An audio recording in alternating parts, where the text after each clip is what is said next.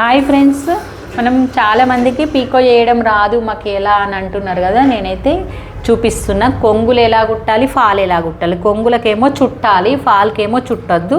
నేనైతే ఈ వీడియో మొత్తం చేసినాను, చూడండి. మీరు లింక్ ఓపెన్ చేసి లింక్ పెడతా. ఇదిగోండి మీకు ఇంకా కొంగు చూపిస్తున్నా. ఇలా ఉందనుకో, మనకు కింది వైపు సీదా ఉంచుకొని పైన మనకు కనబడేది ఉల్టా ఉంచుకొని కుట్టాలి ఎప్పుడైనా. మళ్ళీ ఇలాంటి పోగులు అయితే అడ్డు రానివ్వకండి, మిషను సూదిరుగుతుంది. ప్లస్ మళ్ళీ ఇది కుట్టేటప్పుడు చూడండి, ఇలా మనం స్టార్ట్ చేయాలి. స్టార్ట్ చేయడం చాలా మందికి తెలియట్లేదు. ఇలా స్టార్ట్ చేసి ఇక్కడ ఈ టర్న్ అయ్యేటప్పుడే ఒక్కసారి క్లాత్ అనేది టర్నింగ్ బేస్లో ఒక్కసారి ఇలా ప్రెస్ చేసుకోవాలి. ఇలా అనుకుంటూ కరెక్ట్గా వచ్చేస్తుంది. చూడండి, ఇలాగా మనకి కొన అందరికి వదిలిపెట్టినట్టు అవుతుంది, అసలు రావట్లేదు అంటుంది కదా, అట్లా రాకుండా ఉంటుంది అన్నట్టు. చీర కూడా సాగినట్టు రౌండప్ తీసుకుంటే సాగది.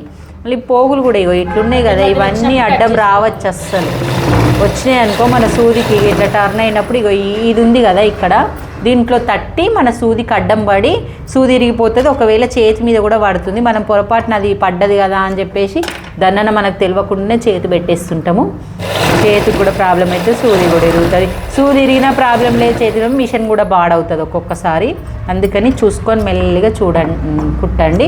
ఇగో ఇలాగా వెనకకి ఎడమ చేతి పెట్టి ఇగో ముందుకి ఇలా పెట్టుకొని ఇగో నీట్గా ఇలా రౌండ్ వేసుకొని ఇలా కుట్టండి. ఇలా మళ్ళీ దీని నంబర్ అనేది మనం 2కి 3కి మధ్యలో పెట్టుకోండి, లేదంటే 3 కన్నా పెట్టుకోండి.